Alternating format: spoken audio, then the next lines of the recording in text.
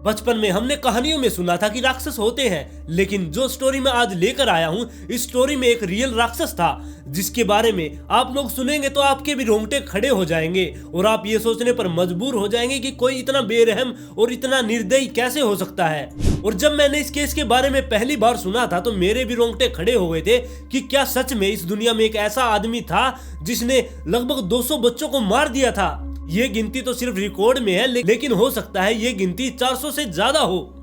तो आइए जानते हैं इस केस को पूरी तरह से। नमस्कार दोस्तों, मैं हूं अंकित और आज मैं फिर से हाजिर हूं आप सब लोगों के लिए एक और क्राइम स्टोरी लेकर। अगर आप इस चैनल पर नए हैं तो चैनल को सब्सक्राइब कर ले, वीडियो पसंद आए तो लाइक एंड शेयर जरूर करें। तो चलिए चलते हैं आज के एक और दिल दहला देने वाले एपिसोड पर।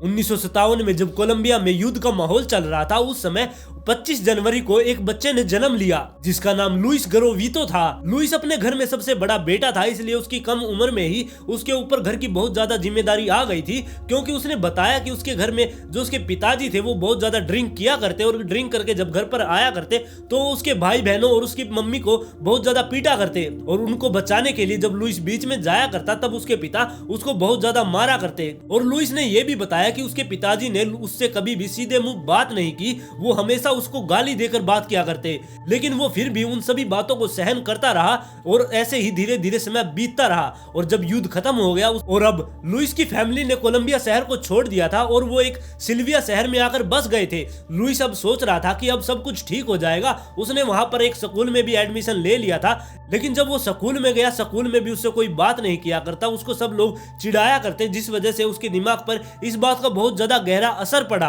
और जब लुइस 5वीं क्लास में था तब उसके घर में आर्थिक तंगी के कारण उसने अपनी पढ़ाई छोड़ दी और वो मजदूरी करने लगा।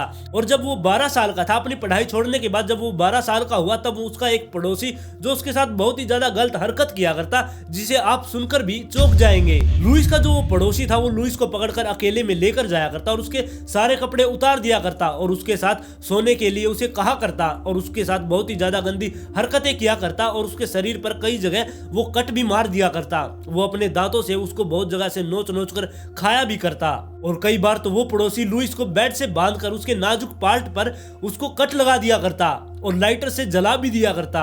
इस हादसे के बाद लुइस बहुत ज्यादा गुस्से में रहने लगा था। उसका गुस्सा अब अंदर से किसी पर फूटने के लिए वो किसी को ढूंढ रहा था। तभी उस गुस्से का शिकार 2 चिड़िया होती है जिन्हें वो पत्थर मार मार के मार देता है। और लुइस अब धीरे धीरे जानवरों को छोड़कर अब इंसान की तरफ जा रहा था, मतलब कि वो इंसानों को अपना शिकार बनाने के लिए तैयार था। इसलिए उसने सबसे पहले अपने भाई बहनों को ही अपना शिकार बनाया। उन्हें वो कपड़े निकाल कर उसके साथ सोने के लिए मजबूर किया करता और उनको गलत जगह से टच भी किया करता और उनको अपने दांतों से काट भी लिया करता। और धीरे धीरे लुइस अब बड़ा हो रहा था और जब वो जवान हो गया तब उसने सोचा कि ये सब कुछ छोड़ देगा और वो शादी करके अपना घर बसाएगा। लेकिन जब वो बड़ा हो गया, उसको किसी कारण की वजह से वो नपुंसक हो गया था, अब वो शादी नहीं कर सकता था और अपनी नपुंसकता से तंग आकर उसने इस चीज को भुलाने के लिए उसने शराब का सहारा लिया। अब वो बहुत ज्यादा शराब पीने लगा था और अपने घर को भी वो छोड़कर दूसरे शहर में चला गया था और वहां पर जाकर वो पार्क के बाहर बैठने लगा था। इस समय उसके दिमाग का पूरा संतुलन हिल चुका था और अब वो पार्क के बाहर अपने शिकार का इंतजार किया करता कि कोई बच्चा आएगा और वो उसका शिकार करेगा। और लुइस के एक विक्टिम विलियम ने यह बताया कि जब वो पार्क में था तब लुइस पीछे से आया और उसे चाकू की नोक पर अपने साथ ले गया और उसे पहले तो कपड़े उतारने के लिए मजबूर किया और उसके साथ गंदी हरकतें की और उसके साथ ये टॉर्चर पूरे 12 घंटे तक चला, जिसके बाद विलियम वो सब आज भी सोचकर बहुत ज्यादा डर जाता है। और 1980 से लेकर 1992 तक लुइस ने लगभग 200 बच्चों को अपना शिकार बनाया। अगर इन 12 सालों में पुलिस अपना काम ढंग से करती तो लुइस को वो पकड़ सकती थी, लेकिन पुलिस ने ऐसा नहीं किया, जिसके बाद और बच्चों ने इसका हर्जाना भुगता। फिर 4 अक्टूबर 1992 के दिन लुइस ड्रिंक वगैरह कर एक पार्क के बाहर आकर बैठ जाता है। तो वो इंतजार कर रहा था अपने शिकार का और तभी उसे एक जॉन नाम का लड़का दिखाई देता है, जिसे वो अपने साथ काम के बहाने से लेकर जाता है और उसे पेड़ से उल्टा लटका देता है, जिसके बाद उसके वो सारे कपड़े उतार देता है और उसको कई जगह पर दांतों से अपने काटना शुरू कर देता है, जिसके बाद में उसने उसको मुक्के मार मार के उसको मार दिया और लास्ट में उसको चक्कू मारकर उसका गला काट दिया। अब उसके पूरे शरीर पर खून ही खून लगा हुआ था, जिसके बाद लुइस अपने घर जाता है और वो नहाकर अपनी डायरी में लिखने लग जाता है कि उसने किस किस को मारा है। वो जिनको भी मारा करता उन सब का नाम वो डायरी में लिख लिया करता और उनके पास से कोई ना कोई उनकी चीज उठाकर लाया करता। अगर उसके पास से कोई भी चीज नहीं मिलती तो उसकी चड्डी ही उठाकर ले आया करता। और लुइस ने अब किसी को भी मारने के लिए एक पैटर्न बना लिया था। वो पहले तो किसी को पकड़ कर लेके आया करता, उसके सारे कपड़े उतार दिया करता और सबसे पहले उसको सारे शरीर पर वो बाइट किया करता, वो उसके प्राइवेट पार्ट पर भी बाइट किया करता और जिसके बाद वो उसको पंच मार मार के उसके हाथ और पैर के हड्डियों को बिल्कुल चकनाचूर कर देता। जिसके बाद वो किडनी के पास चाकू से एक छोटा सा कट लगा दिया करता जहां से थोड़ा थोड़ा खून रिश्ता रहे, जिससे उसकी धीरे धीरे मौत हो जाए। और ये सब करते हुए वो वहां पर सिगरेट वगैरह जलाकर भी बैठ जाया करता। वो बच्चे को धीरे धीरे मरते हुए देखा करता और वो इस चीज को एंजॉय किया करता। और ये सब भी जब लुइस के लिए कम पड़ जाया करता, वो अपने विक्टिम के पेट को काट कर उसकी जिंदा रहते ही उसकी हथेलियां बाहर निकाल दिया करता और जिसके बाद वो थोड़ी देर के बाद उसका गला काटकर उसे मार दिया करता और उसकी बॉडी को उठाकर किसी ग्राउंड में फेंक दिया करता। और विलियम ने अब इतने ज्यादा बच्चों को मार दिया था कि उसे अब डर लग रहा था कि कहीं उसे पुलिस पकड़ ना ले, इसलिए वो शहर दर शहर भागता रहा और वो अपने छुपने की जगह ढूंढता रहा। वो अपना भेष वगैरह चेंज कर रहने लगा था ताकि उसे पुलिस पहचान ना सके और उसे पकड़ ना सके। एक दिन 7 नवंबर 1988 के दिन कुछ बच्चे फुटबॉल खेल रहे थे एक ग्राउंड के अंदर, तभी उन्हें एक स्केलेटन मिलता है जिसके बाद वो पुलिस को बताते हैं, लेकिन पुलिस वहां पर आकर इस केस पर इतना ज्यादा ध्यान नहीं देती। लेकिन इसके 7 दिन बाद यानी कि 15 नवंबर के दिन एक बड़े से गड्ढे में 36 बॉडी पुलिस को मिलती है, जिसके बाद पुलिस एकदम से चकरा जाती है और इसके अगले दिन पुलिस को दूसरे शहर से भी 41 बॉडी एक गड्ढे से मिलती है, जिसके बाद ये मामला मीडिया में आ जाता है और चारों तरफ इस मामले की पूरी तरह से चर्चा होने लगती है। फिर इस केस को मार्क नाम के एक पुलिस वाले को सौंपा गया, जिसके कंधे पर इस केस को सुलझाने की जिम्मेदारी थी। पुलिस वाले अपनी कार्रवाई कर रहे थे लेकिन उन्हें कोई भी क्लू नहीं मिल रहा था ताकि वो कातिल तक पहुंच सके। उन्हें ये जरूर पता था कि ये किसी सीरियल किलर का काम है, लेकिन उन्हें ये नहीं पता चल रहा था कि वो है कौन। फिर एक दिन कुछ ऐसा होता है जिसकी वजह से पुलिस वालों को पता चल जाता है कि वो किलर है कौन, क्योंकि 6 फरवरी 1999 के दिन लुइस अपने एक नए विक्टिम के साथ एक मक्के के खेत में बिजी था।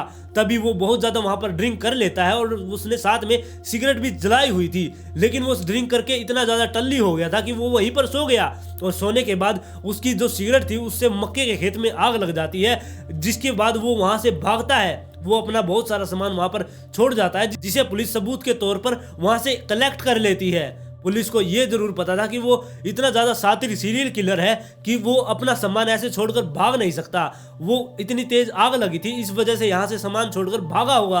पुलिस को वहां से उसके जूते, उसका अंडरवियर, उसकी बियर की बोतल और उसके चश्मे मिले, जिससे पुलिस को केस सुलझाने के लिए बहुत ज्यादा मदद मिली। पुलिस ने अब ये जरूर सोच लिया था कि वो इतनी जल्दी में यहाँ से भागा है तो मतलब कि वो कहीं ना कहीं से जला जरूर होगा, इसलिए वो किसी ना किसी डॉक्टर से जरूर जाकर मिलेगा।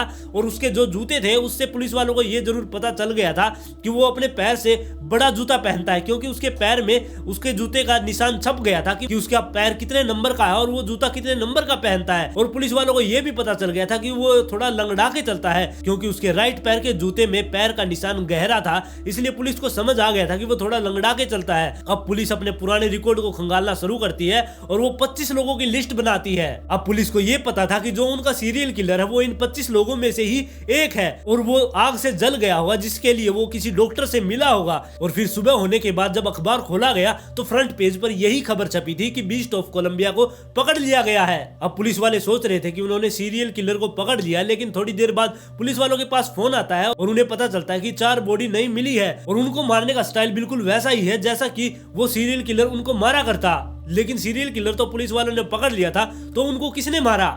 अब पुलिस को बाद में पता चला कि उन्होंने गलत बंदे को पकड़ लिया है। इसके बाद पुलिस दोबारा से अपनी छानबीन शुरू करती है और उन 25 में से एक सस्पेक्ट अब बाहर जा चुका था, जिसके बाद 24 सस्पेक्ट अब बच चुके थे।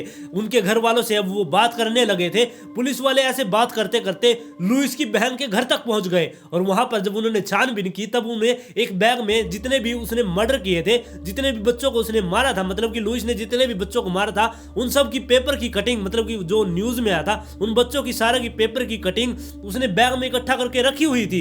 अब पुलिस को समझने में ये देर नहीं लगी कि जो इनको काट रहा है, मतलब कि इन पेपर की कटिंग को जिसने काटा है वही किलर है। जिसके बाद पुलिस ने लुइस को उठा लिया और पुलिस उसे उठाकर अपने साथ हवालात में ले जाती है और उससे पूछताछ शुरू कर देती है। और पूछताछ के दौरान उसने ये बताया कि एक दिन वो ओजा बोर्ड के साथ खेल रहा था, तभी उसने एक डेविल के साथ अपनी आत्मा उसको बेच दी है और वो उसके कहे अनुसार ये सब क्राइम करता है। फिर लुइस को अदालत में पेश किया गया, लेकिन अदालत में सिर्फ उसके ऊपर 162 हत्याओं का ही केस चला और उसे 1853 साल की सजा होनी थी, लेकिन उसे 40 साल की ही सजा हुई, क्योंकि कोलंबिया में ये रूल था कि सिर्फ वहां पर 40 साल की ही सजा मिल सकती है। वहां पर सबको सुधरने का एक मौका जरूर देना चाहिए, जिसकी वजह से लुइस को भी सिर्फ 40 साल की ही सजा मिली। और जब लुइस जेल में चला गया, वहां पर उसे कैदी की तरह नहीं रखा गया, वहां पर भी वो राजा महाराजा की तरह रहा करता। उसे वीआईपी फैसिलिटीज मिला करती, क्योंकि उसकी सेल के बाहर 24 घंटे एक गार्ड खड़ा रहा करता और उसके सेल के बाहर इंटरव्यू लेने वालों की बहुत ज्यादा लंबी लाइन लगा करती,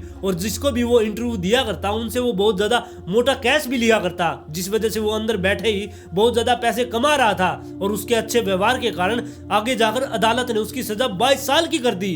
अब आप जरा सोच कर देखिए, जिसने इतने ज्यादा बच्चों को मार दिया इतनी बेरहमी से, और उसकी अदालत ने सजा 22 साल की ही कर दी। और जिनके वो बच्चे मरे थे, मतलब जिन परिवार के वो बच्चे मरे थे, उनके ऊपर इस बारे में सोचकर क्या बीत रही होगी। लुइस अब 2023 में जेल से बरी होने वाला था, और उसके बहुत ज्यादा फैन भी थे जो फेसबुक पर उसका इंतजार कर रहे थे कि वो कब बाहर आएगा। ऐसे लोग भी इस दुनिया में रहते हैं जो ऐसे सीरियल किलर को बहुत ज्यादा सपोर्ट करते हैं। जहां पर कानून हार गया, वहां पर भगवान ने अपना इंसाफ किया। लेकिन जब लुइस को बाहर आना था, मतलब कि 12 अक्टूबर 2023 के दिन लुइस की जेल के अंदर ही मौत हो गई। लेकिन उसके मरने के बाद भी लोगों को थोड़ा चैन नहीं था, क्योंकि कई लोगों का यह मानना था कि अगर वो 2023 में छूटने वाला था तो उसकी 2023 में मौत कैसे हो गई। और कई थ्योरी तो ये भी कहती है कि लुइस अभी मरा नहीं है, वो अपने पैसे जो उसने कमाए थे अंदर बैठकर इंटरव्यू देकर, उन पैसों को लेकर किसी नए शहर में वो अपनी नई जिंदगी काट रहा है। लेकिन जो ऑन रिकॉर्ड है वो यही है कि उसकी मौत हो चुकी है।